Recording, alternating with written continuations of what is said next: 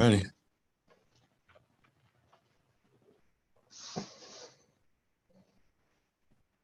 Welcome, everybody, to the Arm Wrestling Buzz. We got episode 5 about to go down. We got our friends from Australia in the house, number 1 and number 2 of Australia Arm Wrestling, Ryan Bowen and Lachlan Adair. What's up, fellas? How you guys doing today? Yeah, good, man. We just finished a session in the gym, and it was good. Yeah, good. Yeah. This guy is so strong right now. feeling pretty good. So. He's strong. We pulled last night, and he's real strong. But yeah. Anyway, we're good. Thanks for having us on, man. Yeah. How are you? I'm doing great. We got the usual crew in. We got Josh from Grip and Rip Arm Wrestling. My number one fan right there, Josh. I feel like we're pals now. I've died off with all the nonsense. Convenient. Very convenient. And then in 20 minutes, we're going to have Pradeep from Arm Wrestling News will be popping in. And unfortunately, Tom Stubbleblind won't be making it tonight. Roger. But I want to first start off with you guys. I know I've had you guys on my channel a couple of times, and we went over your way into the sport. But I just want to do a quick general. How many years you both been training, and how did you find arm wrestling? Real quick.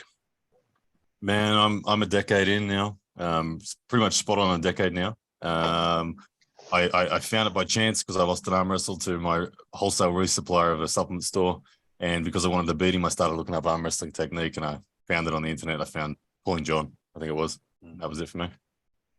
Yeah, I started picking up weights at the age of 15, something like that. The earliest I was allowed to go in the gym. So 33 now. That's 18 years of lifting. Been arm wrestling now for coming up to 7 years.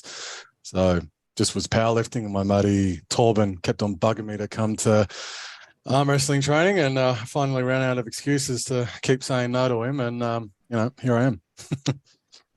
So how many years was it for both of you guys to make that elite level and kind of get the titles of number 1 and number 2 on your continent? Are you setting me up, Paul, for more delusional content right here? You know I'm not allowed to say what level I'm at in arm wrestling. It's banned. But if I reflect on my chapters, for me, it's been, I would say, 0 to 4 years to go from novice to high-end amateur. 4 to 8 years to go from high-end amateur to low-level pro, and now I'm 8 from 8 through to 10 to go from low-level pro to high-level pro. For me. Yeah, for me, I think a little bit quicker. Won my first nationals at a year and a half in, left-handed. Right-handed, it took me a while longer. I think that was at about 4 to 5 years before I got the number 1 spot. Which was a little bit controversial, I guess. My ranking, it was kind of by opinion for a while until Oceania last year when, beat that whole thing. So I think high level pro, I kind of feel like I'm bashing my head against the ceiling of the elite level. Just got to have that breakout match to establish my spot. So I think I'm right there.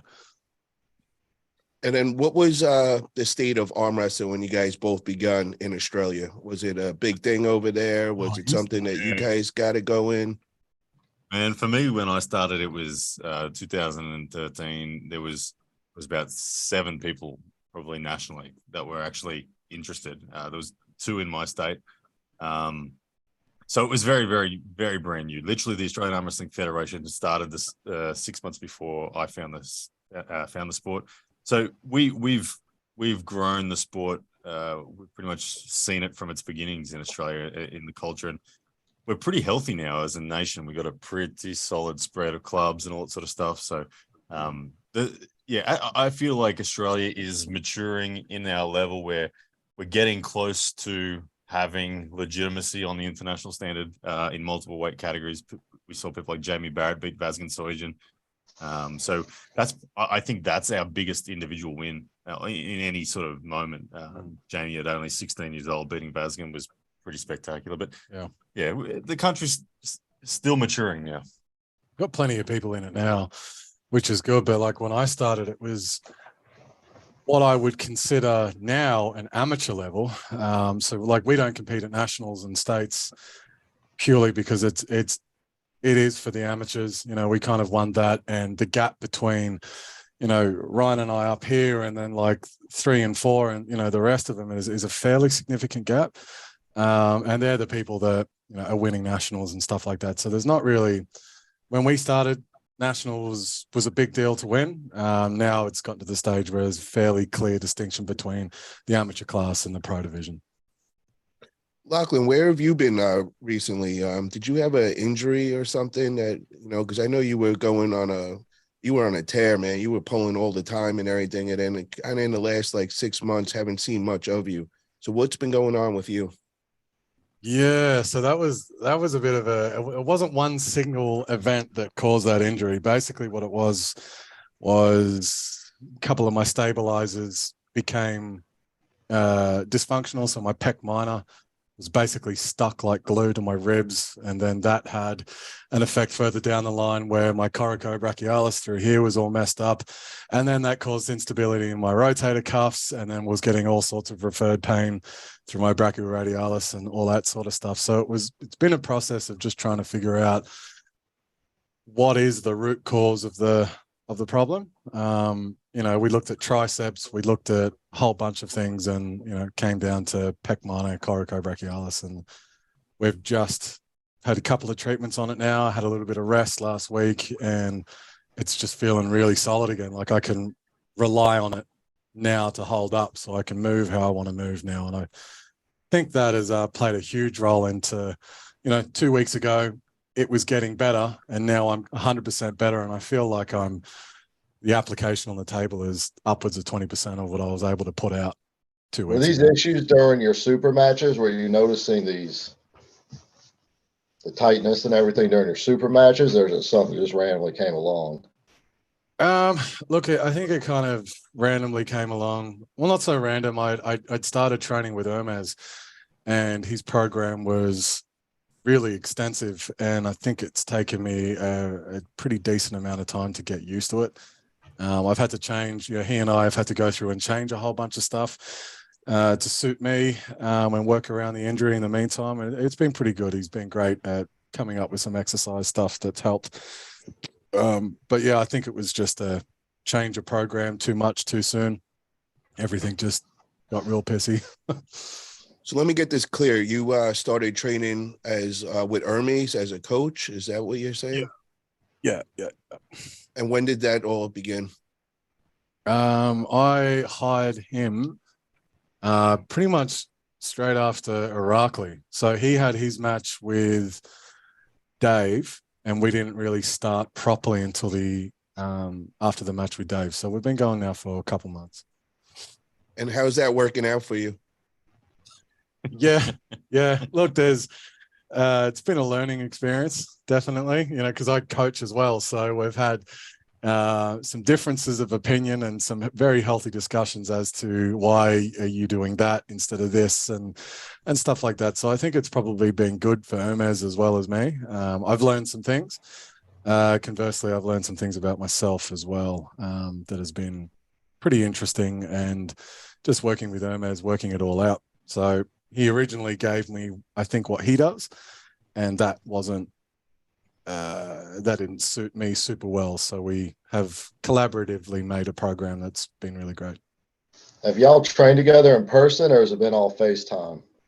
All FaceTime, man. FaceTime. And Ryan, have you been getting coaching? Because I remember you were looking to see a power lifter and start training with a different style in the gym and all. Did you ever go through with that? Yeah, man. Yeah, big time. Yeah. So Sebastian Oreb, I engaged with him pretty much straight after I lost to Coach Ray, and set out on a path there. One of the first things he indicated to me was that he didn't know arm wrestling. He knew how to create a strong functional body, and that's where actually brought Lachlan in as well. So it was both Sebastian and Lachlan for a period of about 3 months were direct fingers in the pie of my day-to-day programming. We had a WhatsApp group where we were back and forth. I'm talking about form, and they were both directly coaching me. Now Lachlan is doing it. Lachlan is basically just programming what I'm doing now. We've we've got the ball rolling in the sense that I think I understand the benefits, and like my head is in the game now when it comes to this foundation strength. I feel good. I feel like it's progressing my table time more than anything. Like, interestingly, my hand and wrist feels better now than it ever did. Than it ever did when I was focusing on my hand and wrist. So there's been a lot of progress, but yeah, we certainly went through that, and that's where my body weight now is like 104, 105 kilos, and that's seemed pretty stable there. So yeah, I don't think I'll ever go under 100 kilos again. Yeah, that's 235, right? Yeah, 235. Yeah, right. Yeah, 235. Yeah. What were you at when you went against Coach Ray and I was helping you cut? What was the weight of that match? I weighed in at 88.7 kilos. Yeah. So we overshot. What is that in pounds? Not a lot. 190. Yeah, 190 pounds or something like that. Yeah. Wow. So you've put on 40 pounds since then. Yeah, well, it was the nail in the coffin for me for cutting weight. I've never been good at it. I didn't do a good job at it at that comp, and I performed poorly, so it was terrible. And like contrasting that to just 3.5 weeks later, where I faced Bogdan Stoico, I was 98 kilos that day, and just that was back to my normal weight, healthy weight, and I felt great. And 220 pounds. Yeah, got a good result. So, yeah, I'm not going down under there ever again. I've done some big weight cuts before, and like how much I've done, what's 12 kilos? I did 28, almost 30 pounds in one day. Yeah, I was 26. I came out with my first gray hair. Some people do it well. Like Paul Lynn, I watched him at East First West last time there. That man is a savage on how efficient he is at cutting weight, at dropping like 15 to 20 pounds, and then it's back the next day, and he looks healthy, and he feels great. And I'm like, yeah, I can't do that. I don't know what he does. I think I gotta consult Paul Lynn. Yeah. So Ryan, when you started training with the powerlifting, what did that do for you in the gym? Like, how many times of gym sessions were you having per week, and what were you doing before you started with the powerlifting? Well, before I started with the powerlifting, I was all hand and wrist. So I think I pretty much say I effectively spent a decade training just my hand and wrist, or just my elbow conditioning on my right arm. So I was all in on that. For the gym, I'm now 5 days a week in the gym and 1 day a week table time. And the amount of arm wrestling specific training movements that I do now makes up probably only 20% of my time under tension. The rest is foundation powerlifting movements that are just giving me the engine room that I never had. I actually feel like my hand is reasonably well developed relative to my opponents that I'm chasing. I feel like where I'm lacking is still significantly in the foundation strength. My back pressure, bicep strength, obviously pretty critical, needs to develop. But I feel like the stronger my shoulders are, the stronger my chest is, and my lats, my back, the easier it is to get effective back pressure into the match now. And so I think there's still a time for me in this phase before the ratios end up moving back to more 50-50 or something like that. Yeah, the goal for Ryan's programming for this block was obviously building that foundational strength. And so far from the textbooks that I've read about developing, why we do chest and shoulders and lats so much is, and this kind of came up with my injury as well, with when your pec minor and, areas through here not working the way they should, the amount of output that we can actually generate through our hand decreases.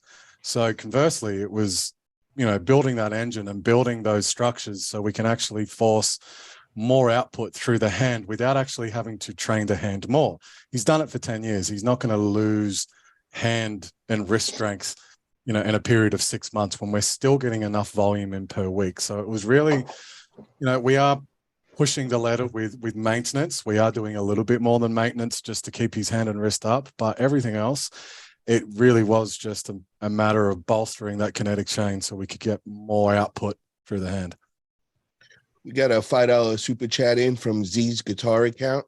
It's great to see you guys helping each other out. Ryan's made huge gains in the past year, and Lachlan looks the most solid he's ever been. Thank you for that super chat. Yeah, cheers, man. Yeah, and I agree. A lot of people have asked us at times when we're going to face each other and all this kind of stuff, and we're at the point where we realize we really need each other as training partners more than anything. For us to progress on and reach the international stages that we want to aim for, we move best together. And it's pretty clear that my strength has gone up since Lachlan's taken over, and now that I'm at least strong enough to make the man have to think on the table, he gets value where before you just didn't. You had no one to get value. Yeah. So it's a multiplying effect. Certainly. How far do you guys live from each other? 25 minutes. 25 minutes. Oh, that's perfect. You guys could get together all the time. So are you just training together on the table, or are you also doing gym lifts together as well? Table more regularly, gym less regularly, but yeah, we had a gym session this morning. You're kind of on Overwatch on my gym all the time. Like, if you're fixing my form, you're saying, hey, you forgot to do this, you forgot to do that, and if I need it, I'm going over to Lachlan's place and actually getting the direct one-on-one coaching as to what the hell I'm doing wrong with a deadlift or something like that. So yeah. Now, were y'all friends before arm wrestling, or did y'all meet through arm wrestling? Arm wrestling. Okay. Yeah. At the great Danny Tesh's place. Yeah, so I was friends with Danny Tesh years before, but he wasn't the one. I knew he was in arm wrestling, but it was Torben. Kept bugging me. He's got that incessant personality that wouldn't let up. Every gym session, he was like, come to arm wrestling, come to arm wrestling, come to arm wrestling. I was like, oh, Torben.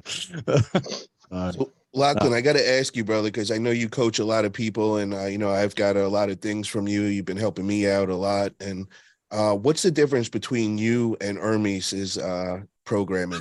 Can you give us an idea? Yeah.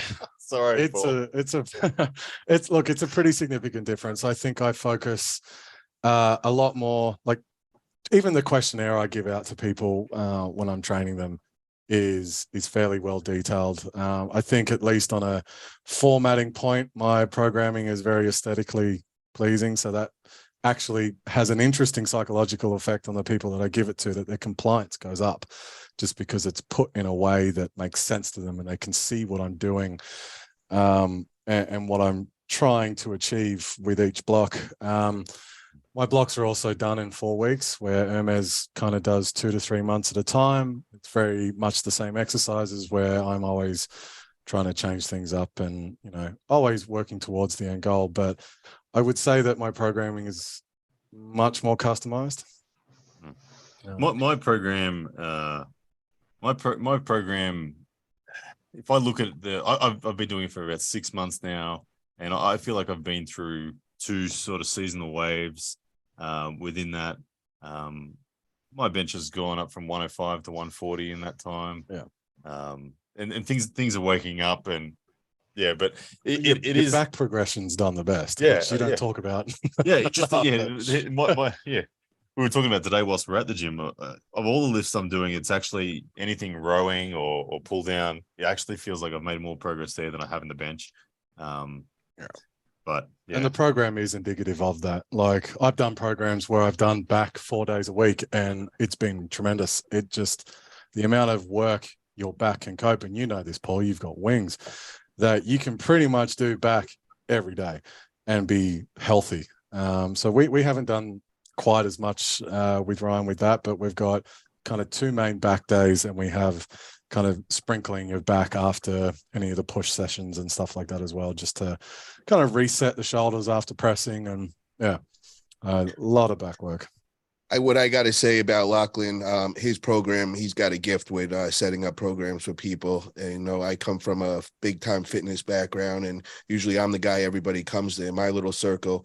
But after getting to know Lachlan over the last couple of years, I learned so much from him. And when you sent me that questionnaire to begin with and all, I was like, wow, he's not playing here. He really finds out every little detail about you. He figures out your goals and all. So this is somebody that if you ever need help with programming to organize what you're doing for your workouts, definitely I'd give this guy a shot, because he really knows his stuff. And obviously, Ryan sees it as well. And, definitely.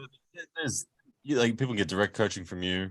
There's also if people want to see my if they just want to hover kind of over the background of my members section, Lachlan and I, we basically publish everything that Lachlan's getting me to do. So you can follow along, and that's pretty cheap as well. So yeah. Thanks, Paul. Appreciate the shout out. Let me ask you, Ryan, have you been seeing a big uptick in your power on the table from all this gym training you've been doing? Well, I think so. I went from being, like I said, non-competitive in a sense with Lachlan in a training environment. We had to pre-fatigue Lachlan, and we had to give me every single advantage possible to try to get some work. Where now I feel like I can turn up and be much closer in the game. So yes, and when I think of all the other guys that I usually grip up with, I feel like there is a pretty big gap now between Lachlan and myself and ranks 3 through 10. When I grip those other guys, it's I don't know, it feels different to what it did 6 months ago. So I have to say yes. Yeah. This brings me to the next thing is AWE. Can you kind of explain how that all came apart and what is it? Is it an organization? Is it a league? What are you doing with that? What are the goals for this? Yeah. AWE Armwrestling Entertainment. It formed through a relationship that I've got with Dave Stockbridge, Matt Connolly, two guys from South Australia who, if you met them, Paul, you'd quickly recognize they're one of those guys that just they're unafraid to work hard and just to grind and get things done. And they have a different set of skill sets.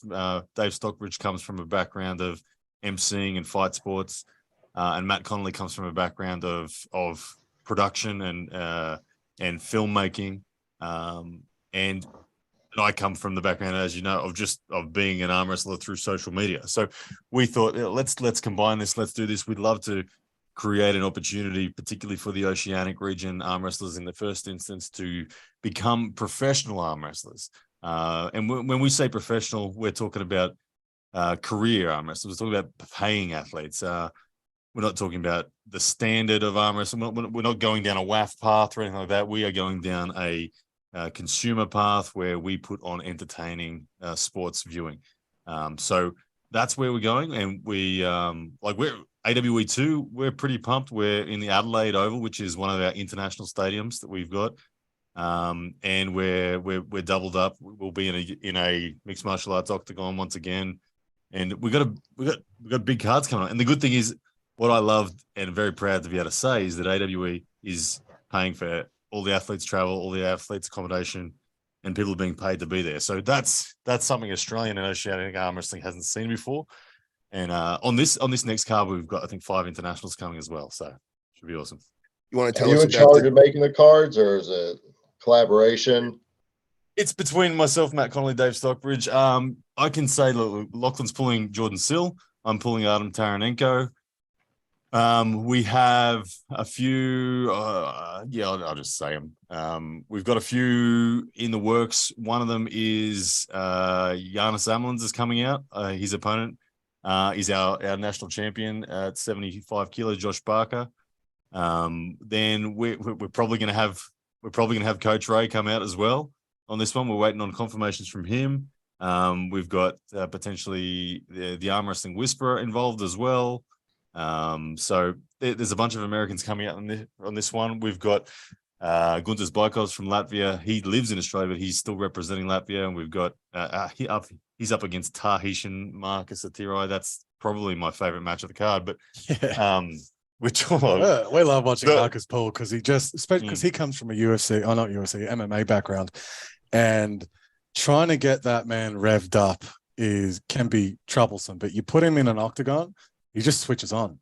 And what we saw in AWE1 was he was throwing grown men across the table with such violence that we'd never seen that before. Marcus is, for me, you guys may recall when Khaled first came into the scene, and I put that quote out there on a podcast, said, I think I could find 8 people in Brisbane with better genetic potential than Khaled. And Marcus is the king of the Brisbane 8. Like, he is, when you talk about genetic potential, he has got it in spades. Yeah, he's so big. Like, his forearm is super long, but it's not long and skinny. It's just dense. His bones are just like, he's got elephant bones. I don't know how else to put it. He's got no neck. His head is mine and yours combined, Paul. It's like that's a big head, bro. So he does the Alexi workout. Yeah, well, Yeah. I can't imagine trying to knock him out. He looks like one of those American Bully XLs. Yeah. Now, But Marcus would you consider him number 3 in Australia then? Yeah, Yes. we would. Yeah. When he's healthy, yeah. He's he's the one that when I think about the future of arm wrestling out of Australia, he's the one that actually makes me most excited. Like the hairs stand up on the back of my neck when I think about what could become of Marcus Thurai. Yeah, we're both actively trying to get him to beat us. Like we give him all the information he possibly. Like we are trying to push this man forward. Where I look at him when I go, look, there, a guy my weight at 112 kilos or 248, 250 has no right to be on the table with someone who's over 300 pounds. He's 165, and he's not soft. He's not a soft 165 at all. So what's that? That's 380. Yeah. He's 380. And I'm like, we should be able to beat him. So the potential is there. It's just getting healthy. And his movements, because he's so big and so strong, his movements haven't yet become refined. But because of that lack of refined movements, we're still able to beat him. But like his raw fundamental strength, like I've measured, I haven't done it in a while, but it was like a year and a half, 2 years ago, measured his raw back pressure on a Krasimir Kostadinov 1-to-1 fully. And it was like 82, 84 kilos that he can pick up with a strap just between the finger and the thumb. So with a long arm doing 82 kilos, that's the sort of thing that he's got. Like that degree of back pressure in the setup, if he starts moving well and he's getting there, that's exciting. His match is against Guntas Baikovs. Guntas is a former Latvian super heavyweight champ, former European super heavyweight champ. He's a real deal arm wrestler, been doing it for 25 years. Very efficient movement and very strong guy. If Marcus beats him, like you said, I talked to Marcus about technique and how he's going to approach this match, and he's like, "I understand that, Ryan, but I'm just going to throw him across the table." That's what he says to me, and I'm like, "Oh shit!" Okay, if he does, if he beats Guntas, I think he's ready to go international properly. Does he train with y'all? Yeah, he trains with us. Yeah, he's with us every week. It's actually at his house. I'd love to see, once he beats Guntas, if that happens, I'd like to see him against Mate Warangi. And then step into the realm. Like he is someone that we talk about genetic potential. He is someone that if he gets it right, he will be in the top 10 overall ranks in the world. Like he will. He's that big and that strong. How many years in is he arm wrestling now? He's been around it for on and off about 8 years. No, I don't know. He was around when I started. Was he really? But he's on and off. His first time on the table was when Devon came out in one of the years. So 2000, I think 2000, maybe 15. Yeah. Devon gripped up with Marcus at the time, and Devon walked away saying that's the strongest first time arm wrestler I've ever felt. That was before he met Khaled though, but yeah, still. We got a $2 super chat in from Unix Format. Has social media got into Gennadi's head? Thank you for that super chat. Yeah, we're gonna get onto that topic soon. But before we do, I want to find out about your 2 matches coming up. So, Ryan, you said you were going to be going against Artem. Is that going to be a right hand match? Yeah, man, that's a right hand match. Artem is. I'm really curious to see what Artem feels like right now. Like because, I've pulled Artem before, and I was fairly comfortable at the time. I'm a little bit taller, a little bit heavier than Artem. So but we have a very similar style arm wrestle. But now he's like jacked as fuck, and I'm like, oh man, this Artem looks pretty damn dangerous. So I'm not at all expecting an easy match. I'm expecting it to be quite dangerous. I think his explosive power off the center is going to be impressive. So. Yeah, it's right hand, and I'm looking forward to it. Yeah. Is it best of 5? It's first to 4. AWE, all super matches in AWE first to 4. Okay. Now, Josh, what is your thoughts on that? Who do you think is going to get the win that day? I mean, Ryan's favored. I mean, I talked about it on my channel. I think he's going to win 3-1. Okay. Lachlan, you're going against Jordan Sill, and that's right hand, I'm assuming? Yeah. First, I got May 5th against Mate Warangi. This is he chose it to be best of 6. I don't think that's a terribly good guy for someone who weighs close to 400 pounds against me, where I just need 30 seconds to recover and I'm at full stint again. But anyway, we got that 5th of May, and then 27th of May, I'm actually flying to New Zealand because they've got a tournament and they're putting up $5,000 to the winner. So I thought I'd go over there and take more money off Mate. And that's 22 days apart from each other. And then at the end of, start of July, I've got Jordan Sill. Okay, So wow. he's You're getting busy again. Yeah, comp season's on.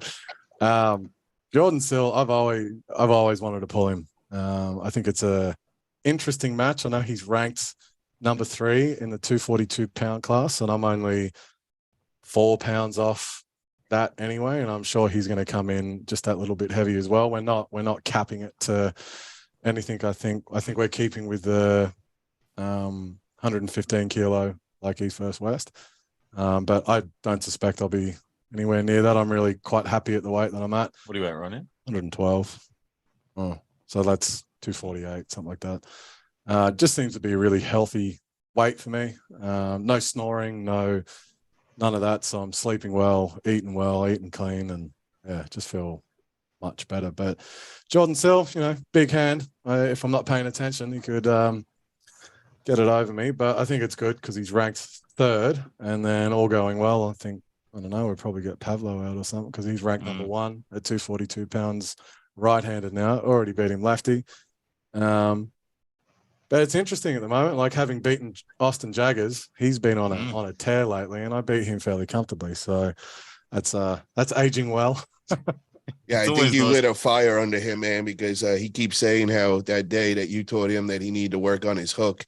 And since then, he's been on a tear, man. He's been beating a lot of big guys. Just took out Derek Smith, which I was real surprised about that one. I'd like to see Austin against Micah Yellow. When Mike is healthy, back surgery last year, although he does look like he's starting to come back on the table.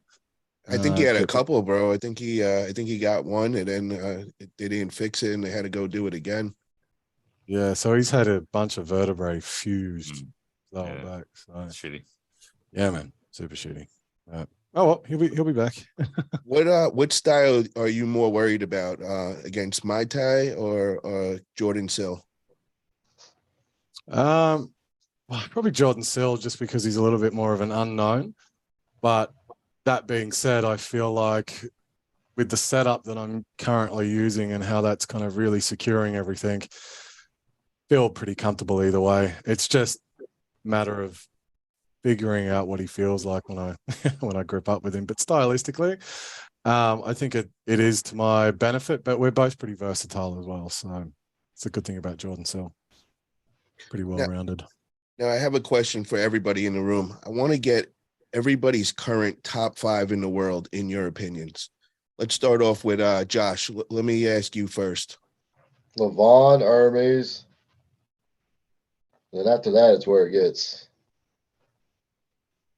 shit, caught me off guard. I would like to think about the last 3. Levon, Hermes. Are we assuming Zhao is not with the healthy Zhao is probably around number 5. Until he's proven otherwise, he could be number 3. Yeah, Ryan, this is your own opinion. So anybody you think could be a possibility being in there. I mean, we could throw in Dennis, Devin, Zauer, whoever you guys, in your opinion, was going to say that they're healthy. Levon 1. I think Hermes is 2. I think Devin is 3. I think Dennis is 4. And I think Zhao is 5. That's a good list. Lachlan, what about you? Levon, Hermes, Morozov. Morozov. I forgot about Morozov. I'm probably going to go 3 and 4 as a toss-up between Dennis and Dave. And then I would put it's getting pretty, Devin, and then I'd put... It's getting pretty choked up at the top there. It really is. Like 4 and 5 could be Devin, could be... Yeah, it's like 3 through 8 is pretty interchangeable. Yeah, 3 to 8. Depending on how Devin does against Gennady, it might just shoot him straight up to number 3 if he just absolutely dominates him. Everybody hasn't mentioned Jerry either, man. Jerry's the super heavyweight champion of East versus West right now, and nobody's even mentioned him. Choked up, You could put Jerry in at 3. I'd love to see Morozov and Jerry. That top 3 to 8. Yeah, I forgot Morozov and Jerry. Yeah, both where I like if someone is 8, it's not because I think they're 8. They very well could be 3rd as well. That's the thing. So Jerry's in that mix. But Jerry, I think, is closer to, really. I think I'd love to see that Hermes and Jerry match. Well, by July, we'll know where everyone's at, really. He's got Morozov, Levon, Jerry, Hermes, Devin, Gennady, and by July, you'll kind of have and the Morozov, you'll have kind of a defined top 5 by then. We're going to see Alexei Vavoda pull John Brzenk. Do you think, let's assume Alexei falls in love with the sport again properly, and it becomes his main focus. He's only 42 years old, Alexei. How high can he get? Well, I think in the 115 kilo class, he could be top 5 quite easily, I think, if he falls in love with it again. The problem is that he's vegan, which certainly doesn't lend itself towards top-end athleticism. Was he vegan when he was number 1? No. And, like, Travis was a beast back then. There's no doubt. But, like, look at the pullers today. Like I think 115 kilo class is where Alexei will thrive. I think trying to go up into the supers is not going to be successful for him. Who do you think is going to be his biggest challenge in the 115 class? Is it going to be Prunik, Ongarbayev? Who do you think is going to be a problem in there for him? Sandras? All of them? Yeah, all of them. Sandras and Prudnik, I think, are going to be his 2 biggest hurdles. Okay. Oh, I hope he does. I hope he does get the bug back completely. I think he's no doubt seen the return of John, now seeing Dennis come back as well, and all these guys doing well. The sport's in a place where the stars financially remunerated reasonably well, or certainly better than they were when Alexei was at the top. So I hope he does come back and stay. He'll be quickly one of the superstars again. And I hope it also brings Travis back out of the woodworks. I'd like to see a Travis Alexei match at some stage. He won't. Travis Alexei would be hot. It'd be amazing, but he won't.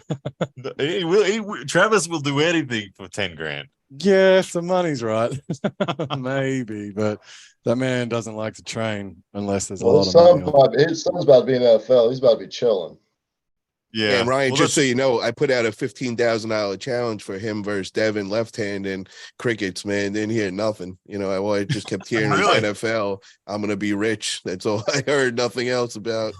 Yeah, quarterback salaries are pretty good. Yeah, they're pretty good. And Tyson he's a beast.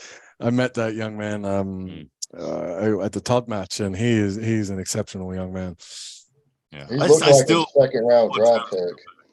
I still want Travis to come back. Yeah, Travis. But if he does, Travis v. Alexei would be the perfect match because they're both rusty as hell. So, So I want to touch on this a little. I don't want to get into the whole topic and all, but the beef that you had with Neil Pickup and Engen, and the main thing I wanted to know was, is there any kind of future with you guys that we could put, things in the past and we could all work together? With Engen for sure. I think Engen's an incredibly emotional man.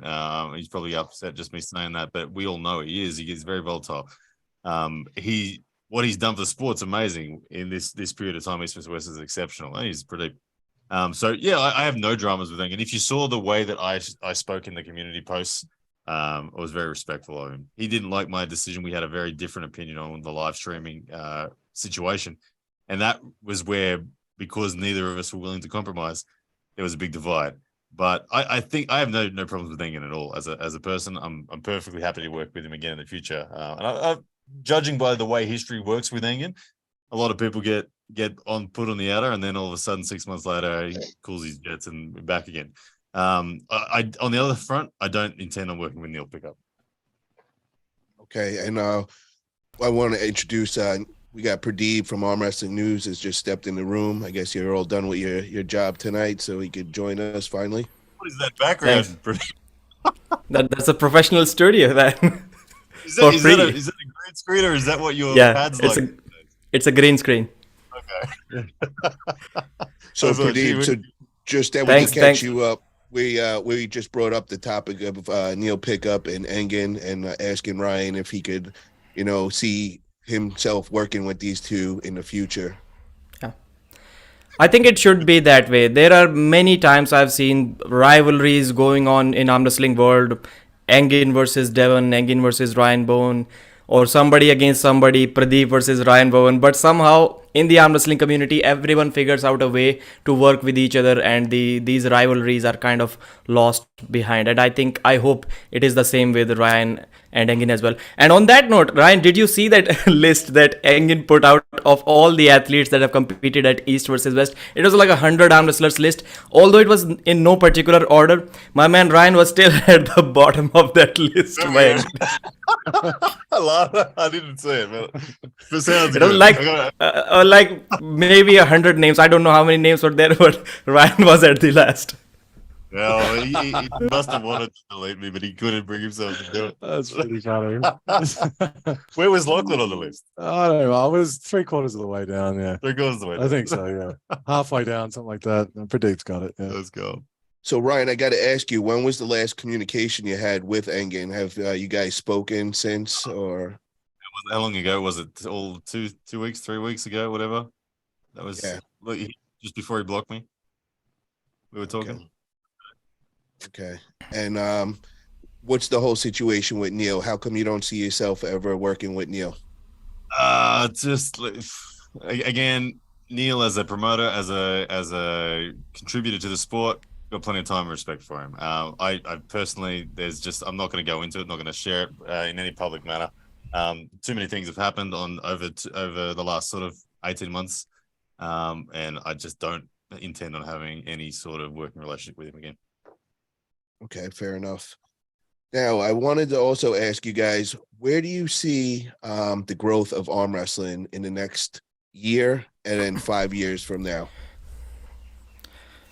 You get first, Lachlan. Yeah, look, the hope is that it's going to end up at a fraction of something that's like UFC, where the production gets streamlined. There's a full team behind it instead of loading up the entire responsibility on Engen, which is a massive undertaking for East versus West and probably contributes to a lot of the stress that he expresses on Facebook and stuff like that. So I think the bigger it gets, and almost autonomous with the team that's going to be cracking along, and that would be awesome the next 5 to 10 years, that it's to a point where everyone's making money.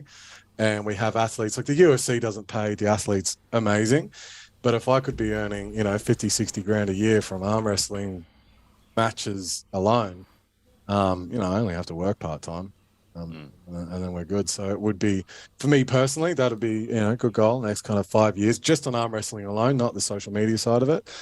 The Olympic dream, we've been going for how many years? We've had people way above my pay grade trying to get arm wrestling into the Olympics. I don't think it really matters anymore. No, I don't think it does with social media and stuff like that. Personally, I don't watch the Olympics. It's just, I'm busy. It's got to be edited on YouTube for me to watch. Yeah. In all honesty, if the Olympics was on and we had arm wrestling in it, it would be fantastic. But the coverage of it, no, I don't think the world would really care any much more than it already does a WAF tournament. Like that, look, it just wouldn't have. What gets people watching is the superstars of the sport.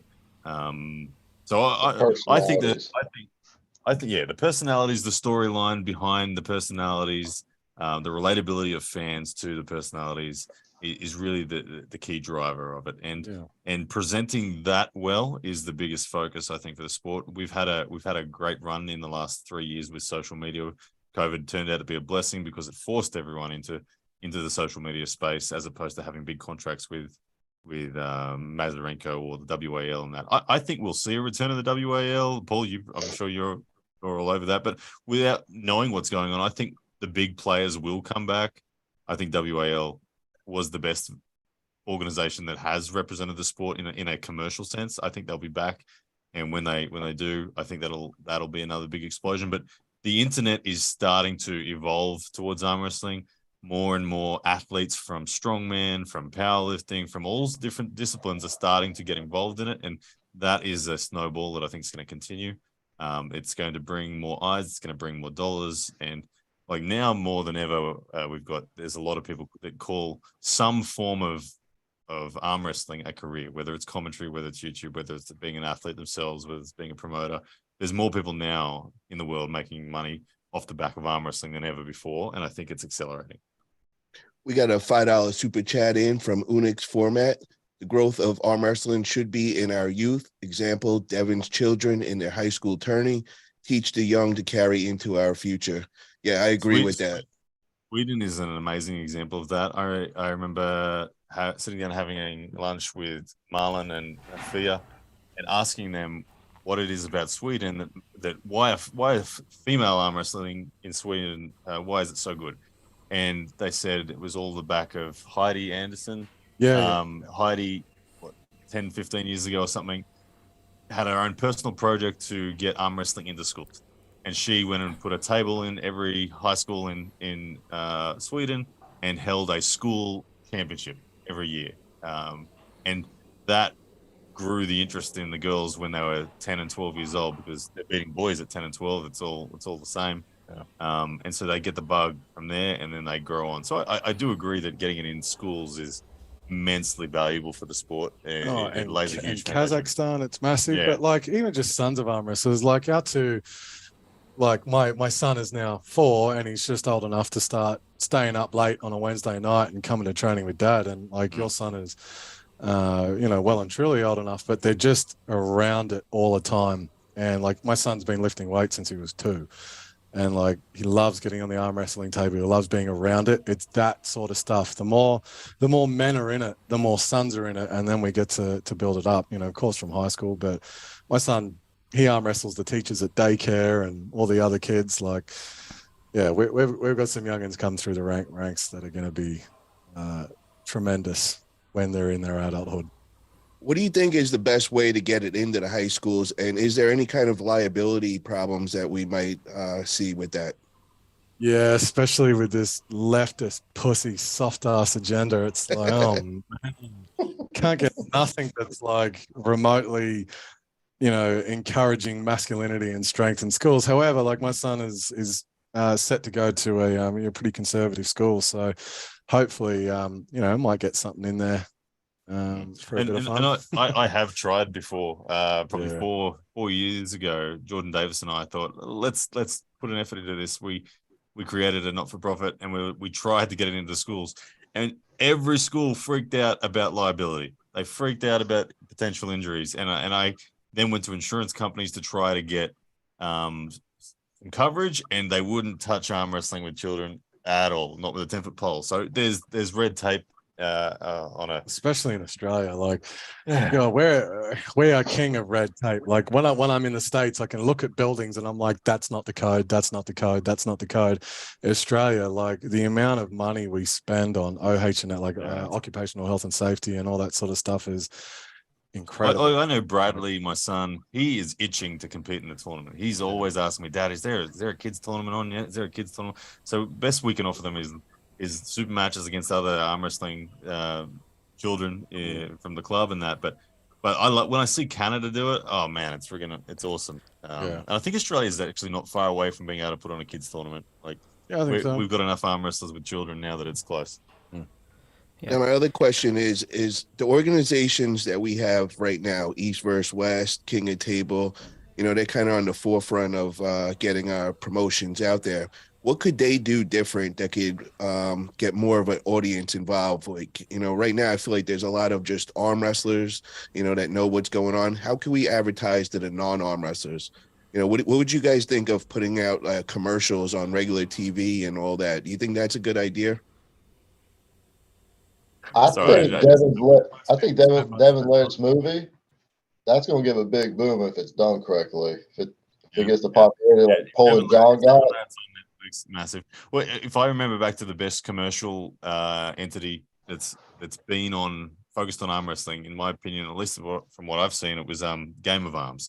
Game of Arms was on billboards everywhere. They had TV commercials, and they did them well. It was done by AMC or whatever, so a big company, and they nailed it. It was a pity that disappeared, because that in itself was popularizing arm wrestling. I think for that, the business entity needs to be a big time player. You're not going to get an East vs West or a King of the Table spending that degree of money. It's just not there yet. You need big investors with big sponsors from big companies. That's why Steve Kaplan was so good, because he had those points of contact. He could get the big sponsors. And Engen's like that old Turkish arm wrestler that I had an issue with, and I didn't realize that he's a billionaire banker, and he's me having an argument with him. I think the last time I spoke to Engen, he said something for an average East vs West event cost about $170,000 US. And I recall when I went to WAL, Steve Kaplan shared with me at the time that it was about $250K, man. Yeah. So like, if they're making enough money to at least cover it, awesome.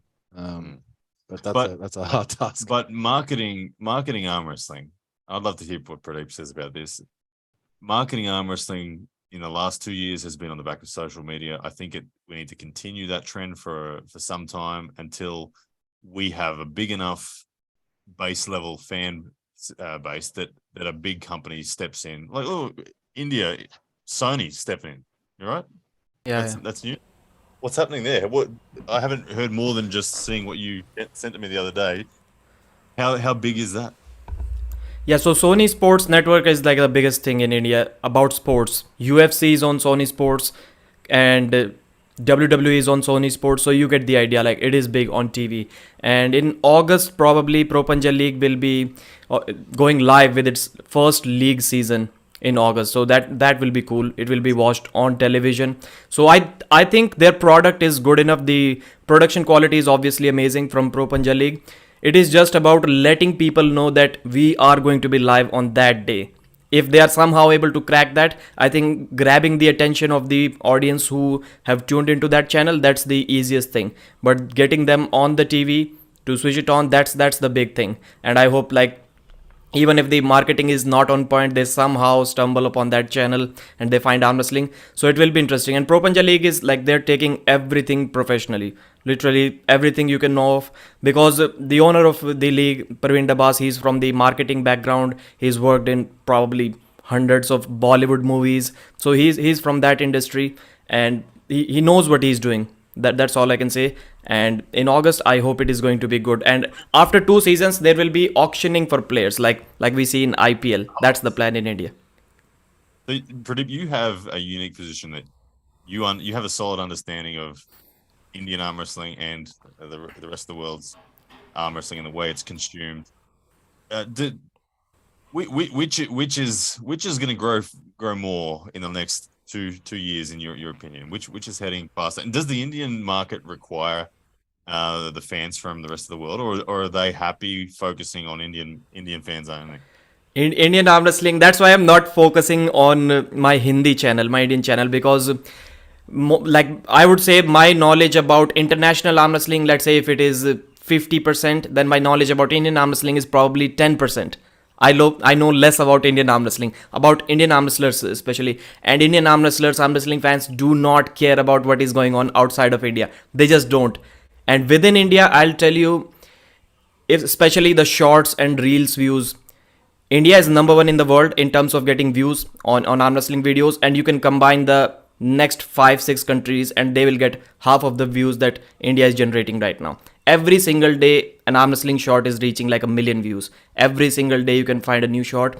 And it's a new trend in India. Like, 2 guys who are probably number 10 and number 11 in a state, not even in a country, and they lose to someone and the other guy is talking crap in his face. They'll screen record that and they'll train. 6 months later, they'll beat him in the tournament and make a motivational compilation video out of that. Guaranteed 3 million, 4 million, 5 million views. That's the new trend going on in India. People taking revenge. And easy, like, you can just watch any Indian arm wrestling, anything, like Rahul Panikar. Rahul Panikar went to WAF and I took a clip out of it and some other guy took a clip out of it. And within 3-4 clips, he generated like 20-25 million views from a WAF tournament. Like that's the potential in India. And that's why people keep on saying, and I also keep on suggesting Engin to invite Rahul. Maybe there will not be many pay-per-view sales from India, but the overall growth, if we count short views, Rahul Panikar is for sure 1000% going to generate more views than Devon Larratt. That's all I can say. We're going to India. Yeah, we'd go to India. And pull Yeah, long form content is still lacking, but shorts, reels, India is already killing it, like far ahead of the rest of the world. I think in India I could probably beat Gary Goodridge's record. You could probably, yeah, I think you could. You could. What do you reckon? I Go don't, 1,001 people. Yeah, 1,000 arm wrestlers in a row. 1,000. I don't know about your endurance, but yeah, you'll be number one for sure. That's guaranteed. Yeah. I was like thinking about like Mazahir versus Ryan Bowen, number one guy here. And earlier, when Ryan was less than 100 kilos, I was favoring Mazahir in that match. Now I may have Ryan as the favorite, slight favorite in this match. So yeah, that's about the level of the top guy that I would say maybe Ryan is slightly above Mazahir at this 105 kg version. I got to ask you guys, which organization do you think is bringing in more non-arm wrestlers? Was it WAL, what they were doing, or is it now the East versus West and King of Table, what they're doing? We just say Core Sports. I think Core Sports haven't been around as long, but I think as an arm wrestler, it's one of those. It's a nice even line between entertainment and purist arm wrestling. Like it does make more people happy than not. I know a lot of people were really upset with the way that WAL conducted their rule sets and stuff like that. It's hard to tell when you're in it. And it's just kind of there's a organic linear progression of just the more time that we're on social media, it's just inevitably going to get more popular. So it's hard to quantify who has done more. Or Core Sports. Like WAL's YouTube views are pretty big, and all sort of 5 to 10 million views on the Devon Larratt matches and things like that. So they did a good job, and undoubtedly they did a better job at complementing the match footage with promotional footage as well, getting Devon on Shaquille O'Neal's show and things like that. That was a pretty regular part of their production. So I think WAL has been the best example, but East vs West King of the Table, they're doing a better job at providing the arm wrestlers with the pure arm wrestling that we've wanted to know for so long. Like Engin said, 100 and something athletes have already competed on there. That's a lot of matches that we just wouldn't have had the data for. That we never would have got that through WAL. We only get the select few. Yeah, so, especially with the drama that was going on at the time between WAF, IFA, PAL, and WAL at the time. Like, if you asked them 5 years ago whether or not we could have a match between Levan and the number one, or Dave or Michael Todd at the time, who was number one in WAL, it was just never going to happen. Like they just couldn't politically. They were under 5-year contracts in the WAL. 7-year contracts. Yeah. So I think that if I really hope that all of these things can exist together. I think I'm expecting the WAL to come back. I don't know what format they will come back in, but I think there's room for East vs West King of the Table and a constant flow of the style of arm wrestling we have at the moment, but also throw back into it the big time scale production of a WAL style event. There's room for that, but it just means that the WAL or whoever the organization is can't lock the athletes up on contracts, because if they do, they'll refuse. They won't be interested. It has to be event by event. Yeah, that's the thing. All the arm wrestlers have learned we ain't signing contracts for nothing. Beyond one event. Now, what was the revenue stream that WAL was bringing in money? Like, how were they making money? Third party sponsors. Yeah, they kind of weren't. That was the problem. They were selling pay-per-view at like $5 or something like $3. That.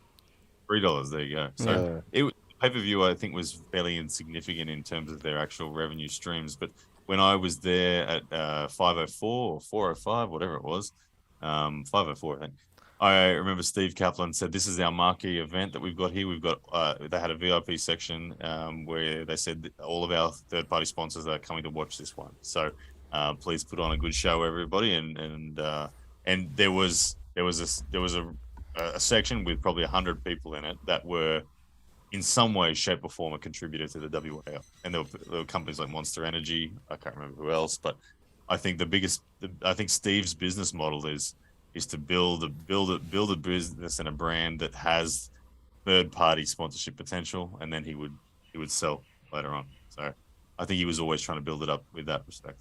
Do we think they were profitable? No, nowhere near it. They'd still be here if No, they were. Yes. Steve said that to me.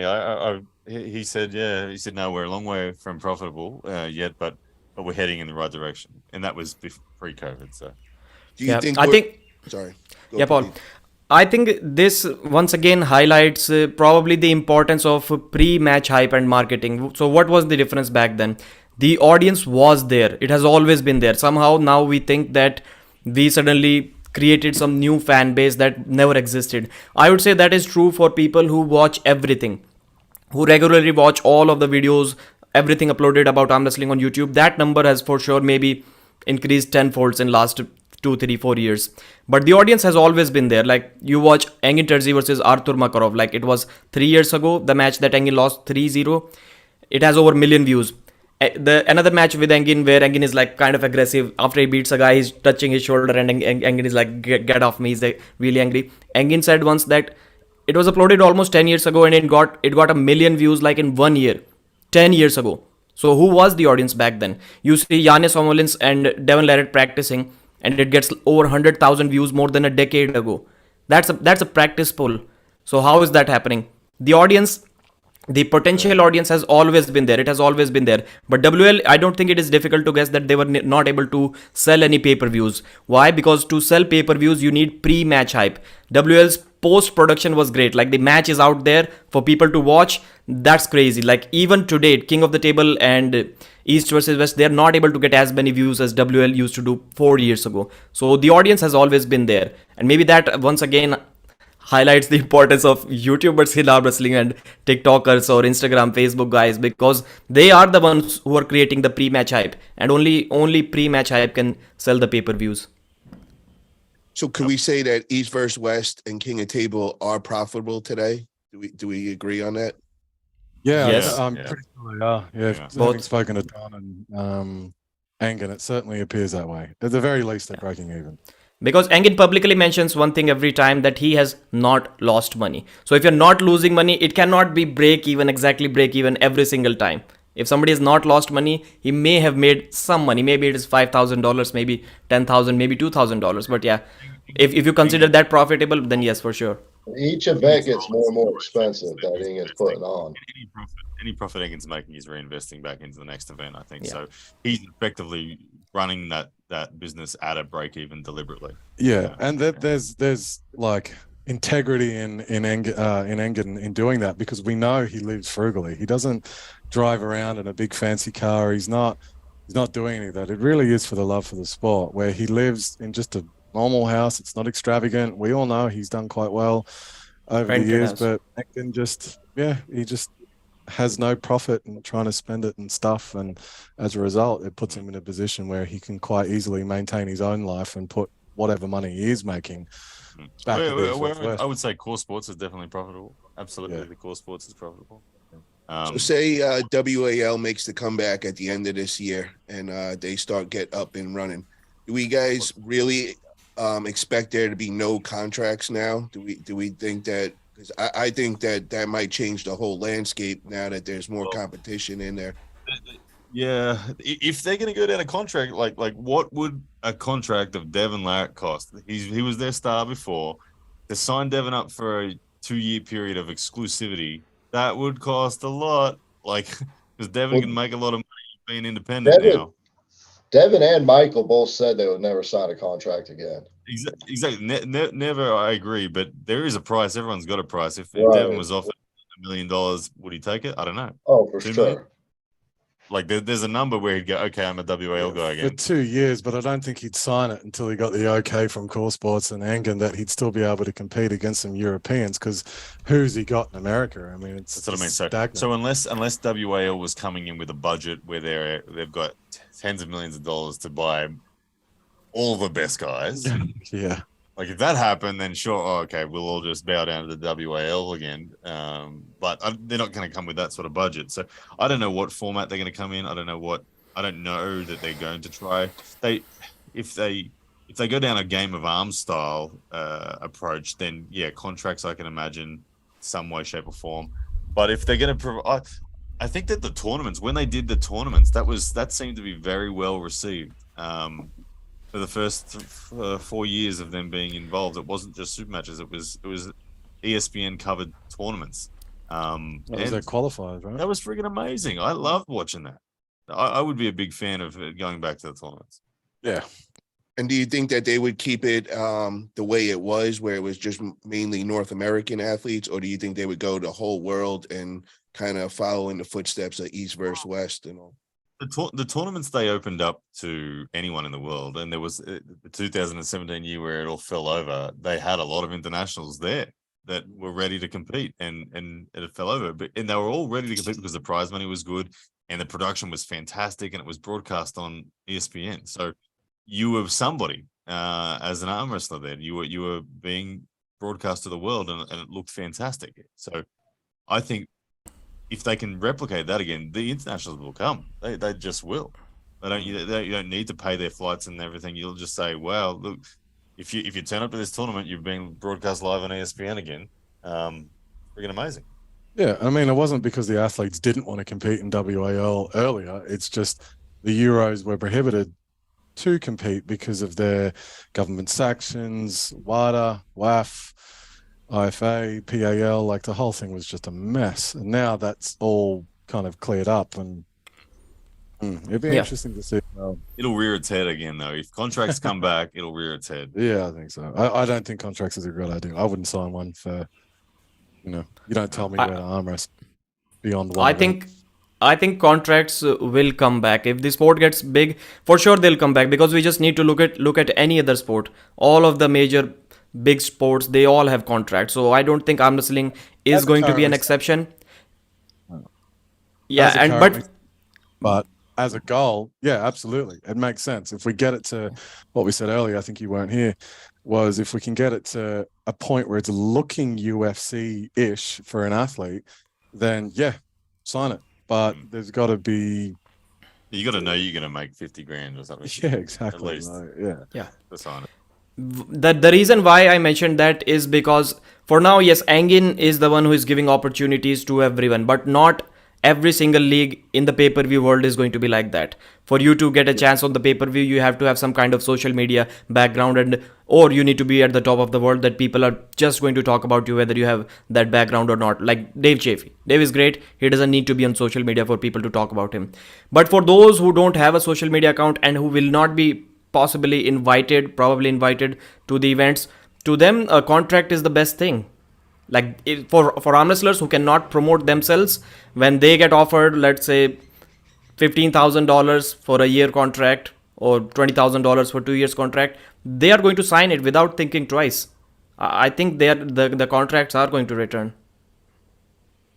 Yeah, I agree. Once we get up to this big money, I think it's going to be a race to see who could lock down the top athletes and all. I hope it doesn't go that route, or I hope it, maybe it's not long contracts where, it's just a certain amount of events that they'll be working with under that organization, maybe hopefully leaving it open that they can work with other organizations. Cause I really not like to see us go backwards with that. And I think that contracts, a lot of clauses that protect athletes to be able to continue their own business development through social media and things like that. I do remember right at the tail end, just before COVID kicked off, I think it was what's his name, the Angry Bird, signed a WAL contract. Adam Wilmot, yeah.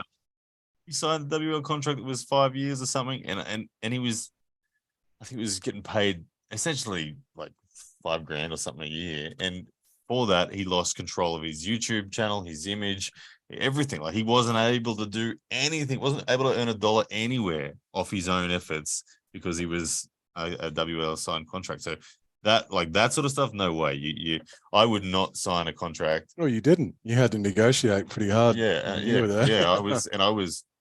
My biggest concern was protecting what I do on YouTube and protecting my own business developments that I am fully permitted to continue to use my own image on my own efforts. Yeah. Got a $10 super chat in from Unix format. Ultra blindfolded matches. Warriors step to the table in darkness. Direct to the straps. No prior knowledge. Win or lose, they are not informed until a last survivor prevails. KOT, WAL, WAF. What do you guys think of that? That sounds more like something out of South Korea. They like those weird sort of game shows like that. Sounds like a Netflix movie. Makes a difference. Yeah, blindfold. It doesn't. Yeah, I can understand. Like here's a little example of how it wouldn't make a difference. When we turned up to East vs West, I said your table's wrong, and Engel was like, "No, it's fine." It was like it's wrong, and then Derek ended up measuring it. It was out by an inch, and we just stood at the table and was like, "There's something wrong with this." We just knew it was off. Yeah. It's like blindfolding us would make no difference. Yeah, as we all know, it's a very much of a feel. Yeah. What could we do to grow our sport? That's what I'm really trying to hone in on here. Is it getting on regular TV? Like, what else can we do to get more non-arm wrestlers watching? The best thing we can do is constantly lean into improving. When content creators, athletes, everyone needs to put out more content, and every 10 videos you put out, make sure you were better than the 10 before. Every 10 times you appear at a tournament, make sure you had more storyline building up. We just need to lean in. All of us are doing that. We're all getting better at it, and the sport will continue to grow. I have no doubts the sport will continue to grow. The internet's given us a great opportunity. There's plenty of revenue there for all of us. Just got to keep leaning in. Josh, what's your thoughts on that? Because I want to hear from a fan's perspective. I think collaborations go a long way, but the problem is with arm wrestling is everyone lives so far away. Where I don't know anyone else in the state of North Carolina who does anything with arm wrestling. Where you live in Cali, they're in Australia. You know what I'm saying? All the big personalities are thousands of miles away. But if you look at the biggest YouTube channels, they all collaborate together to help build their brand and expands it to new audiences. Collaboration would be huge, but it's hard in the situations that everyone's in right now too. There's a massive trend if we just analyze internet trends with the "Can you beat this schoolboy?" trend that was started. Can you beat this schoolboy? Can you beat this old man? Can you beat this girl? Right. Can you beat Buff Elon? Can you beat Elon Musk? I think we should put a "Can you beat Elon Musk" video out there. And honestly, by talking to Pradeep, which, by the way, online, you're a dick and we've never got along. In person, we're fine. This is great. I like you, Pradeep. I think I might have you blocked. I might have to unblock you. But honestly, it seems like diversifying the Indian audience to actually give a shit about what's happening outside of India, as Pradeep said, like, we don't give a shit about what happens outside of it. But if we can get that population interested into the, kind of more systemically involved and into the big plays and the big personalities. India did it in cricket with the IPL. If they and Pradeep saying that they're going to auction off teams. You watch the Western world of arm wrestling. All of a sudden, go, hang on.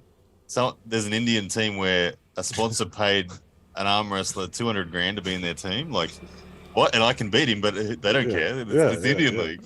It's like that could happen. There's power in numbers, and India's proven it in cricket, and I think they'll probably do it in numbers. I was just watching the YouTube studio of my Hindi channel. I haven't uploaded anything in last 4.5 months, and the videos I got this month are like 900,000 views without uploading anything in last 4.5 months. So like I think that's Devin's trick too. Because like you look at Ryan and Ray's channel, we've kind of, a discussion that we had when we were in Dubai. There's 100,000 arm wrestlers in the world. It's kind of what we've kind of figured out. But then you look at Devin and you're like, okay, he's got like 560,000 views, something like that, followers. But he spent a fair bit of time in India. And if you look at his hashtags, sometimes he does put some Indian hashtags in there. Well, Larry started with Indian audience, significant Indian audience as well. If I look at the analytics of my channel, India, I think 6 months ago was probably 5th or 6th on my viewership. It's now 2nd. Second. So, and number 1 in shorts. I don't even need to check anybody's channel. Like shorts, click on shorts and audience geography. Number one is India on every single YouTube channel.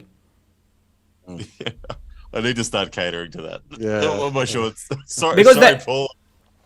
I need to start Yeah. putting deep, like, The new shorts. generation, it's a given that they're going to have a shorter time span and they're going to focus more on shorts and reels. So to a YouTuber, they don't sound that much beneficial in terms of revenue and the subscribers that you gain from shorts. They don't really watch your long form content that generates revenue. So it is not really lucrative in that sense. But I think it is important to cater for the new audience to get them interested. And Paul, you were talking about the growth of arm wrestling. So what we discussed earlier, like putting tables in schools, in gyms, all of that sorts, collaborations, getting the youth interested in arm wrestling. I think it can be done. All of these things will have to combine at some point of time. And Ryan, you mentioned with Lachlan about the liabilities. I want to ask, like, if in a school some kid breaks his leg trying to dunk a basketball, like what are the liabilities for that? Like, Yeah, why do we need to so- consider it only for arm wrestling? I that's the exact point that I tried to convince the schools of, that they're happy for children to play rugby, but not arm wrestling. Like rugby is far more injuries, far more serious injury potential as Way well. more serious too. Like a broken humerus is not pleasant, but it's a broken humerus. You break your neck in rugby. Yeah, I played rugby union in school, and how I didn't break my neck or didn't break the neck of someone else that I was playing against is, like, I look back and it baffles me. You know, we got 17-year-olds getting knee reconstructions, shoulder reconstructions.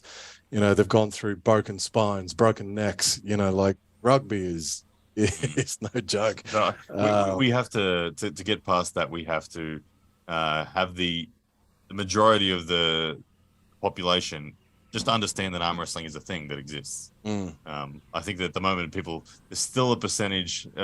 If you Googled, if you just typed in arm wrestling into YouTube 6 years ago, the number one views on there were arm breaks. That's no longer the case now. We've got things that are representing it professionally, and we're seeing less and less people comment on in viral videos saying, "Oh, he's cheating. He's using his body."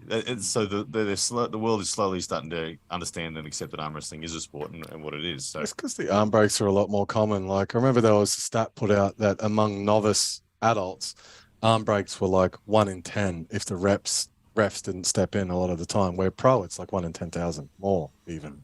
Yeah. It just doesn't. I wanted to talk about the algorithm quickly. I'll show you an example of something that's happened in the last couple of days. I don't know if you can see. Let me see. Get this going. Come on, phone. I can't really see it. It's got a It's coming. Yeah. All right. See that? So 1.1 It's like million views. 1.1 million views, yeah. And this is a long form video, and 600,000 happened in 3 days. It's starting to slow down now, but 600,000 views in 3 days after it had been flatlining for a year and a half. I don't know what made that happen. The video itself is me doing a sort of a documentary feel explaining Oleg Zok's story. And it goes to show that the algorithm can reward you immensely when it does happen. Like, that 600,000 views in the last 3 days is about $800 to the account personally. So it's like when you look at the amount of views that are out there, it can be big and it can certainly be rewarding. But how we collectively get to there is where I say we need to lean in. We need to constantly lean into supporting each other's channels, in the sense that sharing information with what's working. What made that video pop? I don't know. I'm trying to figure it out. I'm trying to work it out. I was talking to a lot of people saying, is Oleg Zok trending at the moment? Like, what's going on? Like, the algorithm just picks up things and the audience will take to it. So we just got to slowly get better at what we do. And I think things like that happen more often. My most viewed videos getting a few 100,000 or a minute, or like between 50 seconds and a minute 30 are my most viewed videos. I got a few videos that got 100,000, 200,000, 300,000 views. None of them are over a minute and a half. But if I do anything over a minute and a half, I may get a couple thousand views. Anything less than a minute and a half, it's 10 or 12. And I don't know, that just may be my audience. I don't know. Long form's where the revenue is. Long form is where the fans truly become fans of arm wrestling. I think shorts are a great ad advertisement, but business can be built off the back of long form if it's good. So yeah, long form. Like I watch YouTube and I'm into forward driving, and all those forward driving channels are long form, and they do incredibly well. And it just makes you think, like, it really is made like a show that you used to watch on TV. There's just no ads because yeah, there is if you don't have YouTube Premium, but yeah, like they're actually semi-enjoyable to watch because there's segments, and I think a lot of the time, like Derek Smith is probably the worst offender for it. No offense, Derek, but an hour and a half of him talking with just his head in the camera, it's like I'm not going to do it. I can't do it. Like I can't just look at him for an hour and a half talking, even at two times playback speed. I'm like, it's just not happening. Where you get a Joe Rogan podcast, 3-4 hours, different camera angles, different segments, this different sort of stuff. You know, it helps. It helps, you know, with the ADHD that we all apparently have now. But yeah, Derek, stop doing 90-minute videos, man. Ryan, I've been getting a lot of questions. Are we ever going to get to see an RVJ versus Ryan Bowen match? Look, you know, like, I am 100% open to pulling RVJ anytime. I don't think RVJ is up for pulling me. That's the thing. I think he's. But I'll be very honest with you right now. Arm Gods has been trying to set this match for the last 3-4 months. And I've said yes, I'll do it. Rob currently won't pull me because I'm too heavy. He wants me to get down to 95. I said, "Jesus, Rob, come on. Look, I'm like 103. Just accept it." But he won't pull me unless I get to 95. It's like, oh my goodness, Rob. So I don't think Rob wants it. But look, someday I might be in the USA. I'll just go to his house and I'll just pull him and I'll put $2,000 on the table and say, "All right, you ready?" What about you versus Chance Shaw for that rematch? You know, you won the first time. It's a pity. Yeah. Yeah, I think. Look, I'm undefeated against Chance Shaw, so I think he wants it. Yeah.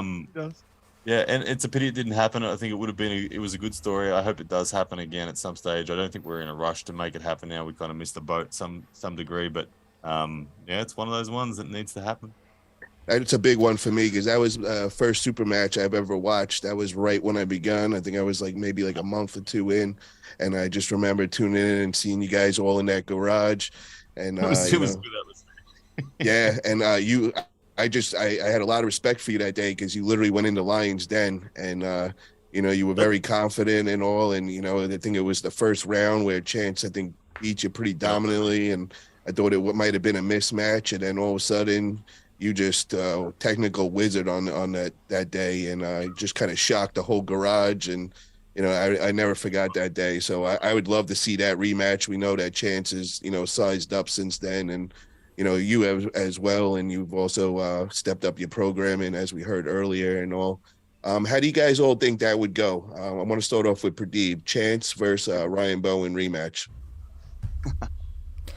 I would favor Chance Shaw in that match just because I think at that time when Ryan beat him, he was like 20, 21 years old. Now he's 24. He looks bigger. He looks more muscular. And I would say just that match was really close. Like anyone can tell that. And if you were to guess who progressed more during that time, just because of that, I would say the safer bet would be Chance Shaw. Josh, your thoughts? Chance Shaw too.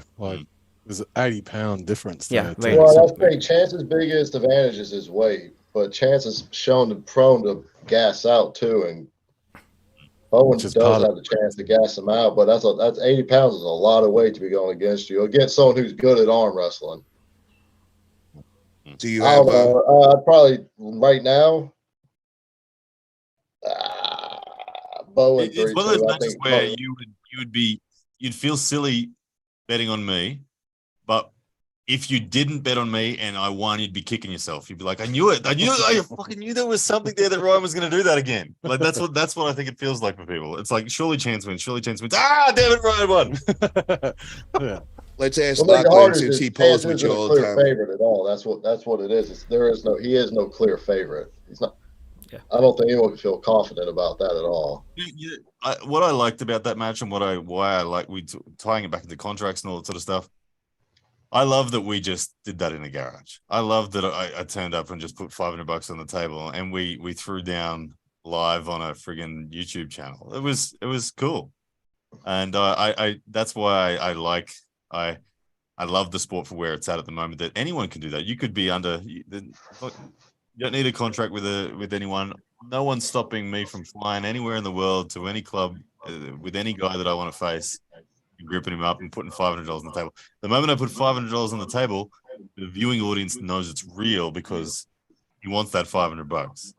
And so all of a sudden, you can create individually through your own story and channel and walk in the sport. You can create opportunities that are like that. Mm-hmm. Lachlan, what's your thoughts on that match? I've never pulled Chance, never touched him. I've been around him, but for whatever reason, we've never pulled. But shape-wise, shape suits Ryan. Like the way that, like just stylistically, if power is equal, the angle that he hits really just goes into where Ryan's strongest. Like there are some areas where Ryan's quite gifted in, and that I don't go anywhere near. And whether or not it's just a pure anatomy versus physics thing, there's just places I can't go. It just switches me off, and I feel like shit. And those are the places that Chance would go, and it just get turned off, like just disengaged, and he can't get in. You know, so it's interesting stylistically. All if strength is even, I'd give it to Ryan. Okay, this is the last topic before I let you guys go. Once again, Paul, I'm sorry to cut you off. Ryan, a question to you. I'm watching a video. Ryan Bowen fall from grace. LOL. That's Rob watching your match against Lachlan when you lost. Have you prepared something like that? If Rob loses to Zurab, are you going to record a video like fall from grace? No, as much as I'm like a friggin' moth to a flame with drama in this sport. I don't seek the drama out. I don't, but I'm always in it. No, I'm not gonna create anything like that. Like I said, I'm down for a match with Rob. If he was to get motivated to get back in the sport, he's a killer. But I think he's a very nervous man. That's all I'll say. Yeah, I made a video recently, and like I copped a bit of flack for it because I was commenting on Rob's alcoholism. But at the end of the day, like the man is probably the most genetically gifted arm wrestler that the world has ever seen, and he's wasted it. And you got guys like I think genetically I'm fairly well gifted, especially with my scoliosis. It certainly lends itself to my right arm wrestling. It's quite good, but like you got other guys that got to work 3-4 times as hard as Rob to get the same result, and it's just like, fuck you, man. Like you've just pissed it on the wall, and that irritates me. And I made that comment, and he responded in privately and said, yeah, like I've stopped drinking, it's an ongoing process and blah blah. And he took it really, really well. So I'm hoping that is a sign of Rob's improved health, and hopefully that can bleed over into a healthy mindset moving forward, because it has been something that has unfortunately plagued him. I actually genuinely think Rob and I is a good match now. When there were talks about it before, I was a big underdog. Yeah. Where now I think I'm actually a good match with Rob. I think that's a fair statement now, and I think most people would be okay with me saying that. They wouldn't say I'm being delusional, but I think it's an okay match. We'll see what happens with Zurab, but I expect Zurab to win. I expect him to win pretty convincingly. In a different shape than I face Zurab, but I think Rob and I actually would be balanced. I would love to see that match, and RBJ is looking great. I just got videos as we were on our interview just now, and of them just finishing up their practice with Jerry and RBJ, and bro, his biceps just keep getting bigger and bigger. It's definitely the battle of the biceps between him and Zurab. That's going to be some match. I just don't know if, that might be a little too quick to come back to go against somebody of Zurab's caliber. He just put a show on at the AMC. But I'm hoping that this will spark RBJ to stay with the sport and really go to the next level. And, I would love to see right after that Zurab match, maybe you could get it going on, maybe AWE 3 or something, and finally get this locked in with RBJ. When we talk about storyline, there's for me personally, there's no better storyline, longer build up that actually has genuine, a bit of heat in it and everything than RBJ. That's the match for me, but I don't know if it'll ever happen. I think he's, like I said, he's nervous. And we don't want no steroid tests or anything. We just want a regular match, and let the shit talking go on. And I would love the whole lead up to that. Good luck. I don't know if he could hold his tongue back with that one, but The thing is you haven't taken shit in over a year. yeah. So like, I mean, at what point do you become a born again virgin, right? Now, one last topic before I call it a night, and that is Jerry versus Hermes going down in July. I want to get both of your guys' opinion on who do you think is going to be the winner. And let's start off with you, Lachlan, on this one. Yeah, look, I love Jerry. I got a lot of time for Jerry. Amazing arm wrestler. And the endurance. Like if he, gets into his spot and he doesn't get his thumb rotated over by Hermes, if Hermes can climb without walking out of the strap like Georgie did, I think there's a spot there where both athletes could potentially win, and I think it's a fantastic match. Stylistically, Jerry is just so difficult to deal with.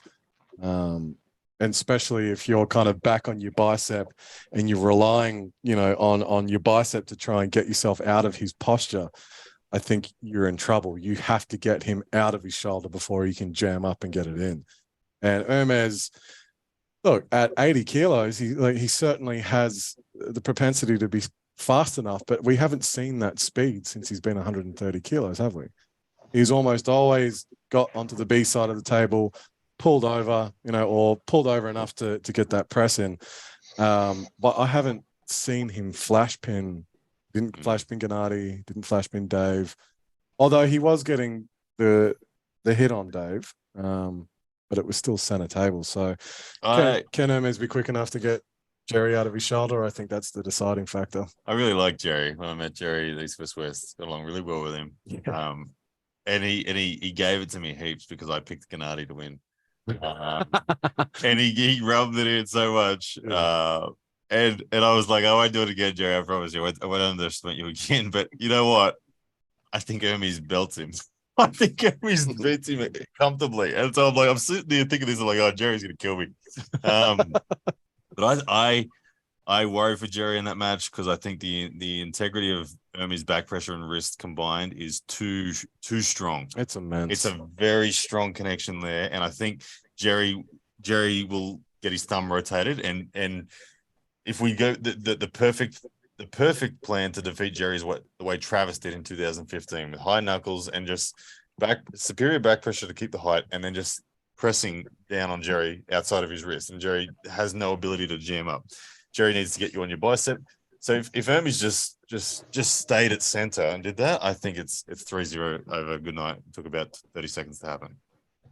Well, guys, I encourage you to take a look at my YouTube coming out on Monday. I did an interview just with Hermes, and it definitely got heated on there. I actually put out one of the shorts today, and I asked Hermes if he had a message for Jerry, and his exact words, "I'm going to broke him." It sounded like the Russian out of Rocky and all that. And, I know once Jerry heard that today, I know he wants to get on interview, and, he's got a few things to say back. I think my favorite video between Hermes and Jerry is, whose channel was it on? There's a video footage out there, Hermes trying to pronounce, or of Jerry trying to pronounce Hermes and Hermes trying to pronounce Cataret. And they're back and forth with each other. It's hilarious. Go and find it. It's well worth it. It's a good morning when I wake up to voice messages from Hermes because he doesn't type anything to me. He's always voice messaging after we've arm wrestled or he's seen something. And he's definitely an animated person. It's always my friend. And like now he holds it for ages and it'll be 10 seconds of him, my friend. He's a funny dude. But that's a mega match. That's a mega match all day. Yeah, I actually think Jerry would do. Yeah, delusional Ryan Bowen moment. I think Jerry would do better against Levan than against Hermes. Is my gut feel. Yeah, it's possible. John Brezink also said the same thing, that Jerry has a much better shot against Levan than Hermes. Yeah. Because Levan is not going to do this, like when he stops him, like post backwards, gain height, climb over the fingers, and then get behind the shoulder and press. Levan does not do that. And Georgi also didn't do that. I think if we look at both of the matches that that Jerry had at East versus West, I think if we combine those two, Hermes should be the clear favorite in this match because Gennady was able to top roll Jerry twice. Once without the straps and once even with inside the straps. So if I don't think of a person in this world that Gennady can top roll, but Hermes can't. And same thing with Georgi. I know Jerry wasn't in the best shape against Georgi, but he pinned him twice without transitioning to the press, like with just a pure top roll. And there could be two reasons that Georgi he was like climbing completely over the top of Jerry's fingers. He was like this, and everyone was saying, "Man, just stand up. You don't even have to press. If you can just stand up from from that position, the match is already over." But he couldn't. There can be two reasons for that. His pec was all like black and blue next day, so he tore something in his pec. That can be one reason why he couldn't transition to an inside move. And the second reason could be he was just too fat. He cannot stand up from this position. Like there was way too much weight hanging on. It's a possibility. I don't know. I don't weigh like 170 kilos, but it wasn't possible for Levan as well. He weighs 190. Like if a 190 kilo guy is in this offensive top roll position, is it even possible for him to stand up? I don't think so.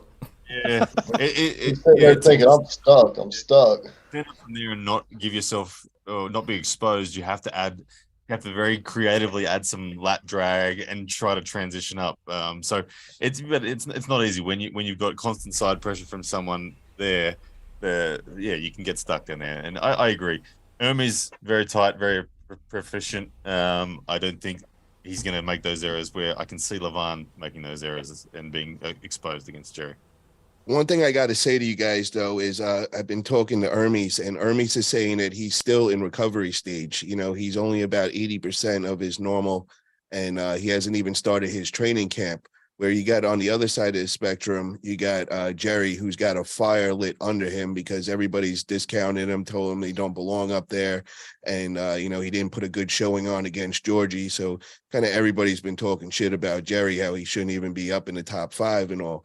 So the one thing I got to say is this is kind of reminds me of Jerry going against Georgie and me yelling at Jerry all the time, like, bro, you're not taking it seriously. You're not doing like what you did against Gennady. When he sent me a picture of himself, I said, bro, you need to back out, bro. Like something's not right. You're not looking jacked and all. He was actually pissed at me over that. But I see Hermes kind of doing the same kind of thing where I think he might be underestimating Jerry a little. He actually said that from 1 to 10, 10 being the hardest, that he sees this match of being a 6 or 7, and that he doesn't really, I just got this impression that he's just, he already has in his head that he's going to be beating Jerry. Where on the other side, I see Jerry that is just like, really wants to make a point on this match and really show everybody that he belongs to be in the talks for number 1 in the world and all. So Jerry is a freak. You got to give him that. And when he pulled Gennady, I was commentating the match at the time, and I remember commentating it, and I thought it was over. I thought Gennady's got this. Gennady's going to destroy him. He's ripping his arm off and getting all this hand control, and he's explosive. Jerry was hanging on at the time to me at what looked like by just a thread. He's hanging on by a thread, but then that thread, all of a sudden, you see Gennady's bicep become open and tired, and you're like, hang on a second. With just that thread, he's managed to now open up the bicep, and you're like, oh, it's changed. As soon as that bicep was no longer coming with him, it's like, oh, it's on. So Jerry can do freakish things, and he's a one of a kind. No, I've never seen anyone with an elbow as resilient as Jerry. And the thing is he doesn't even feel it in his elbow. I'm like, how are you doing this? Like, he really is built differently. Because when I've spoken to Jerry, I'm like, what muscles are you using the most to press? And then I try it. I'm like, how's he doing this shit? Like, I can't. Like, I'm good at turning individual muscles on, and I couldn't figure it out. I was like, I'm weak as piss here. It's like. How does he generate so much force? He's different. But he has a lot on the line too, because he wants to face Levan, and if he doesn't beat Hermes, he may not get that match. It's over. He knows that. He knows it'll be over for his fight to number 1, and also he's going all in on this. He's also been doing the stem cell therapy. Making sure his shoulder's 100%. And, I'm a little concerned after speaking with Hermes and hearing that he's only at 80%. And, he says he'll be at 110% that day but he's still in that recovery stage, and I just. Recovering from a match like he had against Lachlan is a big deal. He messed his shoulder up. But conversely, like I've only just come back to 100% myself, and I compete in less than 4 weeks. And it's like I can relate to it as well. Mate Urangi against me opened me up in a very similar manner to the way Lachlan opened Hermes up, and I defended in a similar shape. And my inner elbow, it took a good month and a half. Did MS say his elbow was fine? I thought he said he had a shoulder issue, but everything else was good. Yeah, it's his rear delt is what's bothering him. Oh, okay, yeah. And that's one of those muscles you don't want to be bothering you when you're going against Jerry and he's pressing into you, because that's going to go, that's one of the first things that you're going to feel. Yep. Yeah. That's going to go snap. Just ask Sarah Backman twice. There you go. All right, guys. Well, I want to end it with that. I want to first thank you guys for coming on. I wish you guys best of luck in your next event, AWE. Second, you want to just one more time go over the date and time for everybody to view it? Well, thank you. AWE 2 is going to be on, for the USA audience, it'll be in the evening of July 1st. For Australia audience, it'll be Sunday, July 2nd. Lachlan, Adair, Jordan Sill, myself, Adam Taranenko. We've got soon to be confirmed announcements, but take these as soft confirmations of both Giannis Hamlin's and Raymond's Lipens coming down as well to take on some Aussies. Some big matches coming, and don't forget this guy as well, Mate Urangi Heta Morris on the 5th of May. 5th of May. That'll be live. That'll be live and free on a whole bunch of channels. Yeah, 4th of May for you guys. We're running the evening, so it'll be 4th of May in the morning, I think. Yep. Yeah, for you guys. Well, thank you for that. And Lachlan, you're going to be doing the coaching. Ryan, are you also offering coaching out there for everybody? I'm not coaching, but I am giving an insight, as in you can see the exact program that I am on, that is being run by this guy, and Sebastian Oreb's input as well. You can follow along with that. So I'm not telling anybody anything, but I'm posting my daily sets and reps, what I'm doing, and kind of how things are feeling. And if you want to follow along with the same program I'm on, you're more than welcome. And that's in the members section of my YouTube channel. Very nice. And if you guys haven't already, please click that subscribe button. I'm almost at that 11K mark. Really means a lot to me. And if you like this content today, smash the thumbs up button. Get over to Arm Wrestling News. Make sure you subscribe to him for all the up-to-date news in the arm wrestling community. And Josh Grip and Rip, he's got another great YouTube channel where he does a lot of his reaction videos and all that. Definitely get over there and check him out as well. Thank you guys all for coming on today. And this is the conclusion of Arm Wrestling Buzz episode 4.